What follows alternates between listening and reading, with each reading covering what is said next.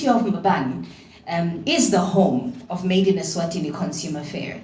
In that, it comes with a challenge to us to ensure that we have a very vibrant local economic development strategy that speaks around how we intend to partner in real terms and what policies and legislative frameworks, even from a planning perspective, we can put in place to enable this grand vision. It's all good and well to talk about it, but we need to be seen to be actively putting our money where our mouth is. The flagship event, it presented platforms to empower, collaborate, and really transform the Mbabane economy. So when we perceive Mbabane, we perceive it as even a local economy that must, on its own, be vibrant and stand tall as a capital economy.